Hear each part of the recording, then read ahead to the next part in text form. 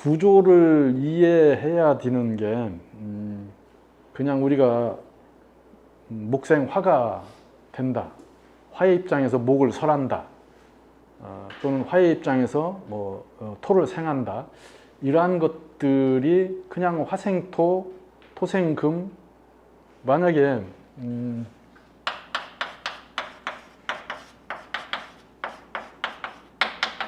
이렇게 되면은 이게 다 화의 입장이라면은 화가 그냥 토를 생하고 토가 또 금을 생하는 순식으로 그냥 연결되잖아요. 그러면은 화를 일간으로 놓고 본다면은 식상생재가 되겠죠, 그죠? 식상생재, 이런 용어는 다 아시죠?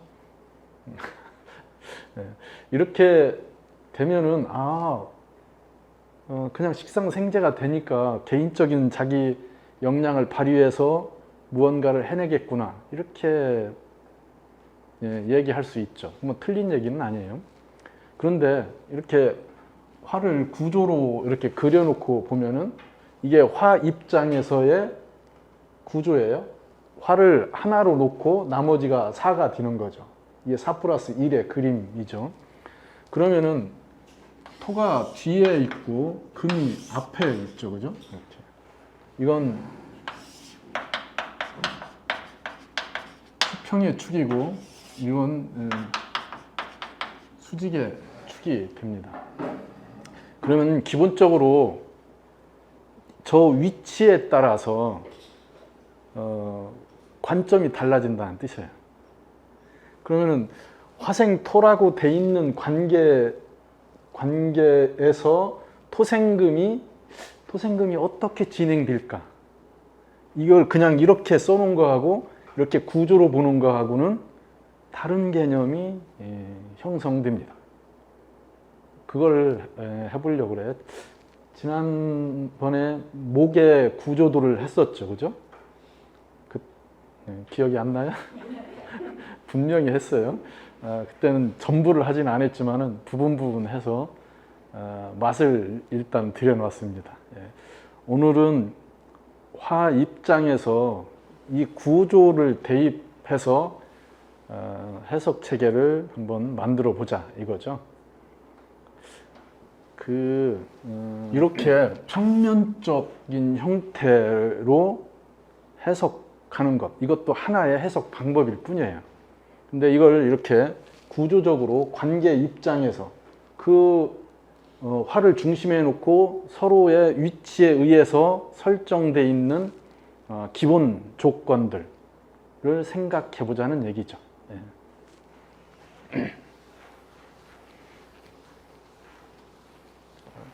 그러면은 먼저 지금 화가 토를 본 거의 입장에서 한번 먼저 하죠. 이걸 지금 먼저 꺼냈으니까 얘기를. 화가 토를 봤다. 그러면은 화는 분열, 생식 이런 것들이잖아요.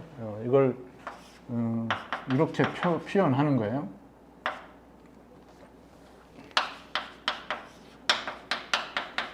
팽창한다, 확산, 이런 개념들이 있죠. 팽창, 확산이라고 하는 것은 그 내면적 얘기는 분열을 한다는 뜻이고요.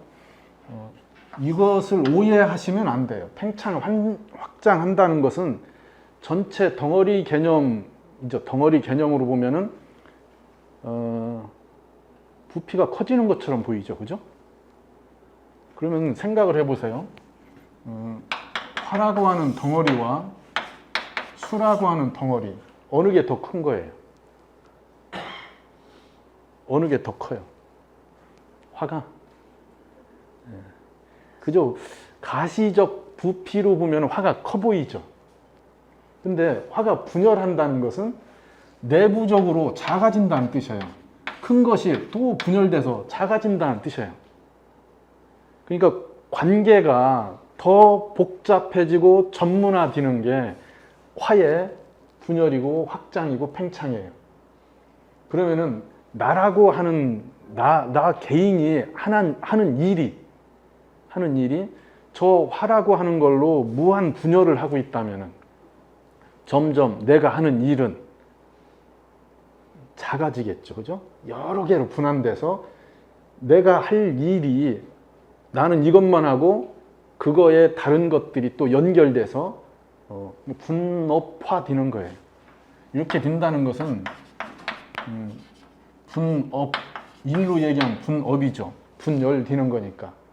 자, 관계가 복잡해지고 커지니까 많아지니까 커지는 것 같지만은 내가 할 일은 점점 줄어들어지는 거예요. 그래서 안에 알갱이로 보면은 점점 작아진다 이거죠.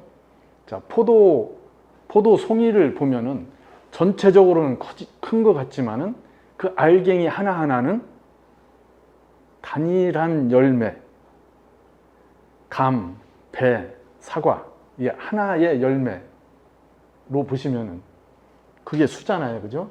하나로 된 것. 이건 통일 개념이에요. 그래서 여기가 1이고 여기가 2이죠. 2라는 것은 만이라는 뜻이에요. 만 가지로 분열되어 있다. 온갖 것으로 분열한다. 그래서 만법이 귀일 하는 거잖아요. 이렇게 일로 돌아오는 거죠. 일이 만 가지로 나타나는 거고요. 자, 그러니까 어느 게 크다고요? 다시 질문할게요. 어느 게 큽니까? 이거 항상 상대적인 걸 생각하셔야 되겠죠. 그죠? 겉으로 나에게 수많은 관계들이 돼 있어요. 내가 회사를 가면은 회사에서 내가 하는 일이 내가 하는 일 하나로 돼 있지만 그 회사의 전체적인 덩어리는 화의 덩어리인 거죠. 굉장히 크죠. 근데 내가 전방 열고 내가 내 그 공구 책상 앞에서 혼자 가죽 자르고 무드질하고 꿰매고 그래서 가방을 하나 만들어요. 오로지 나 혼자서 처음부터 끝까지 다 해요. 그 나 하나가 전체잖아요. 그죠? 그게 수라고요. 어느 게 크다고요? 네, 큰 게 큰 거죠. 그죠? 끊임없이 그런 생각들을 하셔야 돼요. 화가 분열이 잘 됐다는 것은 분배가 잘 됐다는 뜻이에요. 끊임없이 관계에 의해서 관계가 확장되는 거죠. 자, 그럼 화가 발달된 사람은 당연히 그 관계 입장에서의 설정을 하셔야죠. 수가 발달되어 있다면은 그 관계 입장을 화처럼 하시면 안 되겠네요. 그죠? 그러면 본인이 누구한테 일을 맡기면은 수가 발달된 사람이 일을 맡기면은 답답하겠죠. 저거 왜 저렇게 할까? 그런 거예요. 예. 그러니까 이 얘기를 왜 하냐면은 화의 본질이 그렇다는 뜻이에요. 화의 본질이 이렇게 확산하고 팽창하고 분열하는 거고 이게 결국은 생산을 하는 거죠. 이런 게 새로운 걸 만들어내는 거예요. 끊임없이 A 플러스 B가 뭔가 A 플러스 B가 이게 A가 B를 만남으로써 A 다시가 되기도 하고요. 또 다른 C가 될 수도 있죠. 그러면 이렇게 된 것이 또 다른 뭔가를 만나죠. C를 만나고. 그래서 끊임없이 유사한 걸로 다른 걸로 모양들을 바꿔가요. 그렇게 되기 때문에 화를 얘기할 때 모양을 규정하기 어려워요. 화는 모양을 규정하기 어렵다. 지금 이 한순간도 가만히 있는 것, 그러한 에너지는 화가 아니에요. 화는 끊임없이 움직인다, 바뀐다, 변화한다. 그 화를 우주의 진리로 얘기한 양반이 헤라클레이토스잖아요. 만물의 근원은 불이다. 한 번 담근 강물에 두 번 담글 수 없다. 이건 뭘 얘기하는 거예요? 지금 이 순간은 다시 없다. 그거와 동일한 시점은 존재하지 않는다. 끊임없이 바뀐다. 끊임없이 변화한다. 끊임없이 변화하고 움직이고 이렇게 하려면은 그렇게 해서 자기를 유지하는 거잖아요. 예. 그러니까 화는 그 부정형이에요. 끊임없이 외부와의 접점을 만들어서 새로운 모양, 새로운 형태, 새로운 관계를 형성합니다. 자, 그럼 그 반대의 수는 정형이죠, 그죠?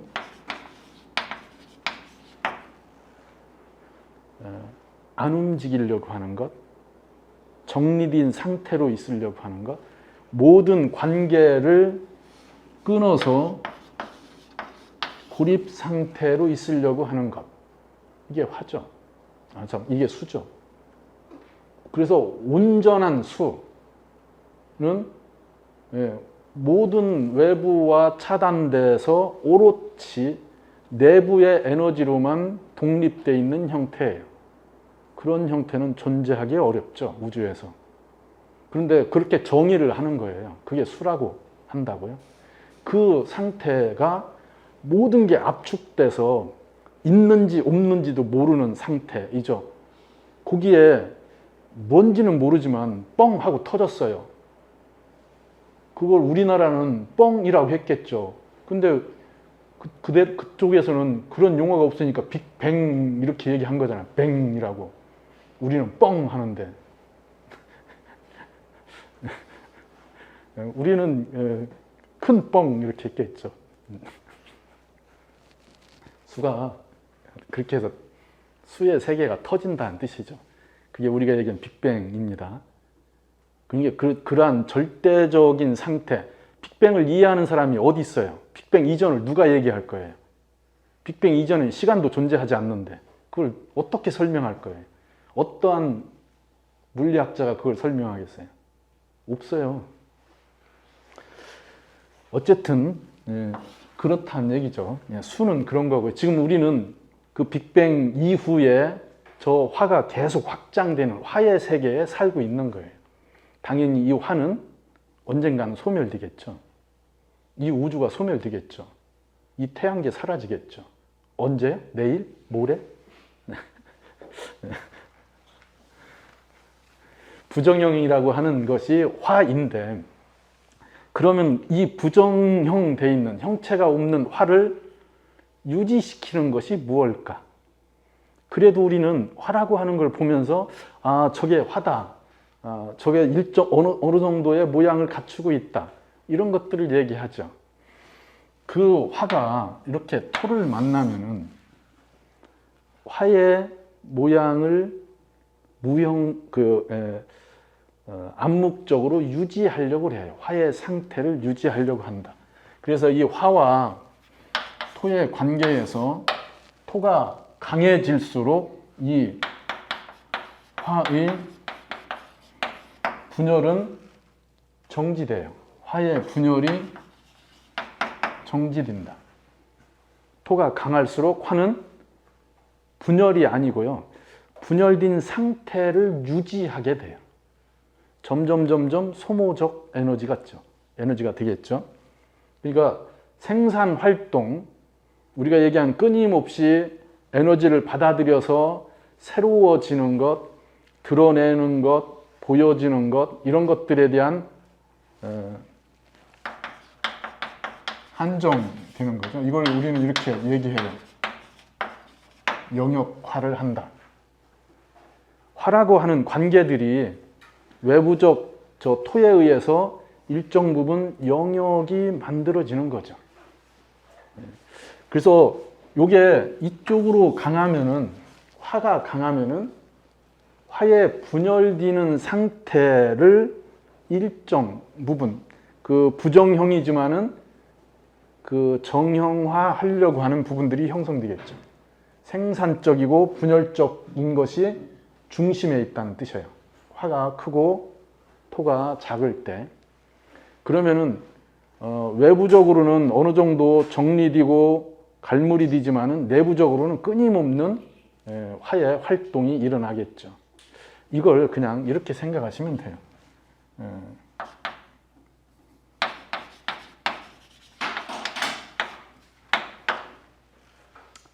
꼬뮨, 우리가 얘기하잖아요. 꼬뮨 공동체잖아요.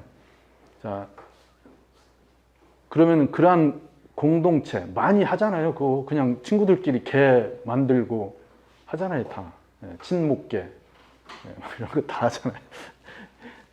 이게 공동체예요. 하나의 공동체라고 생각하시고 그 내부적 작용이 활발하게 사람들이 바뀌고 새로운 사람이 들어오고 서로 역할들이 달라지고 이렇게 변화무쌍해요. 활기차겠죠, 그죠? 어제 모양이 오늘 달라질 수도 있잖아요. 근데 꼬뮨이라고 했다는 것은 일정한 바운다리가 형성됐다는 뜻이죠. 이게 무슨 구체화돼서 금을 그어놓고 무슨 증을 주고 들어갈 때 증 제시하세요. 이런 것은 아니더라도 그들만의 일정 부분 울타리 같은 암묵적인 형태가 형성된 거예요. 그게 화토의 관계라고요. 그러한 영역화가 토가 강하면 강할수록 영역화가 강해졌다 이 얘기예요. 그러면은 영역화가 강해졌다는 것은 그 안에 화의 활동이 일정성을 유지하는 거예요. 그래서 변화가 현격하게 떨어지겠죠. 그게 화생토의 관계를 얘기하는 거예요. 그러면은 이 토의 작용이 저 화의 아주 적절한 관계로 조절되어 있다면은 우리가 얘기하는 그 꼬뮨이라고 하는 공동체적 부분이 유연한 거죠. 그죠? 변화에도 잘 적응하고 뭔가 문제가 있으면 털어내고 새로워지려고 하는 것. 근데 토가 강하면은 고집스러운 색깔이 확실하게 굳어져 있는 변화에 잘 대처하지 못하는 형태의 공동체가 되겠죠. 자, 그게 우리가 얘기하는 화라고 하는 공동체가 어떻게 형성되어 있느냐. 그게 토가 강해질수록 그런 그 암묵적 스크럼이 강하다. 그래서 이 화의 이 토는 보이지 않는 규칙 같은 것들이에요. 저 화를 조절하는. 그러니까 그러한 행동을 하지 말라고 돼 있지 않아요. 근데 그런 행동을 하면 바로 튀어요. 보이고 요구도 먹고 문제가 발생하죠. 예. 그게 화와 토의 관계라는 뜻이에요. 그러면은 보시면은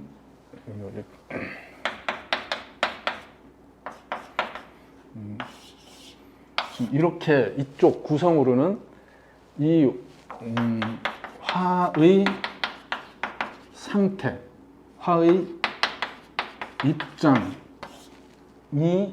주딘 형태로 드러나는 거예요.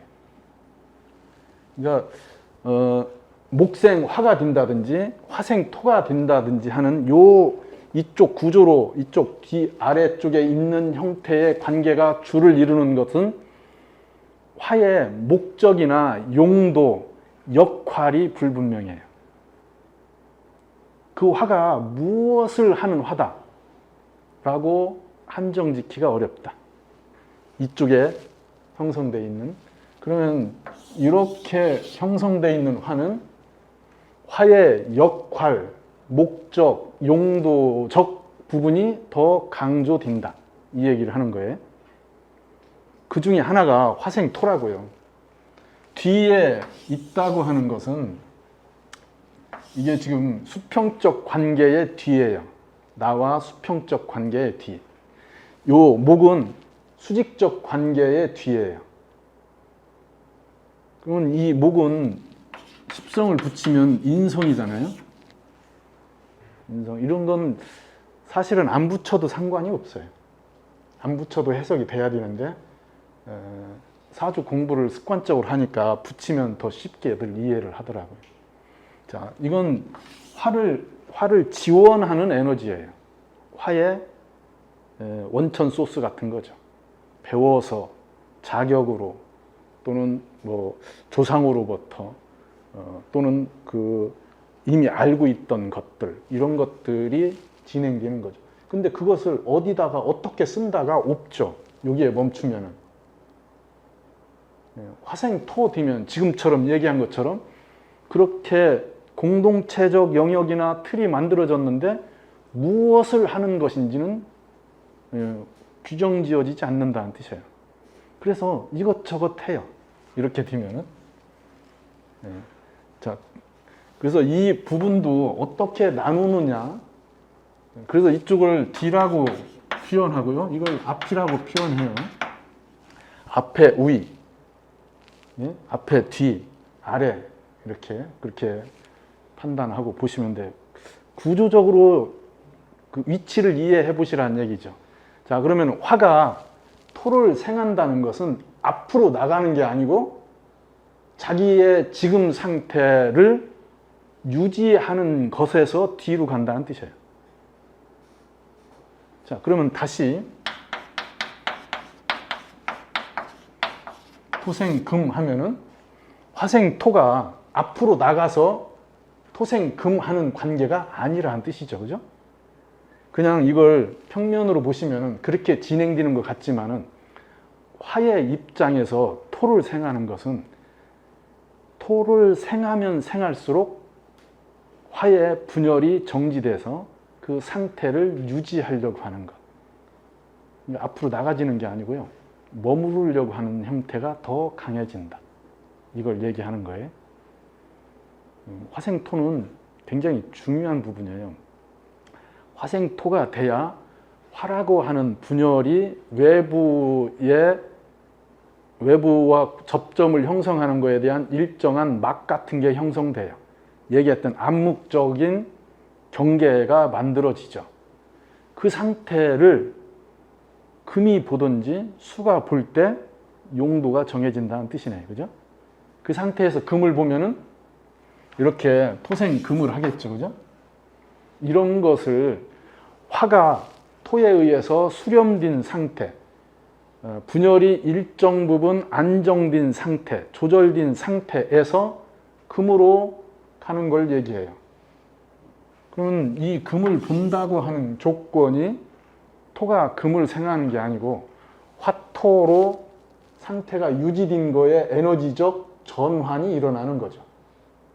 그래서 화가 밖으로 보여지고 있던 화가 저 금에 의해서 포장된다. 역할이 주어진다. 이렇게 얘기할 수 있죠.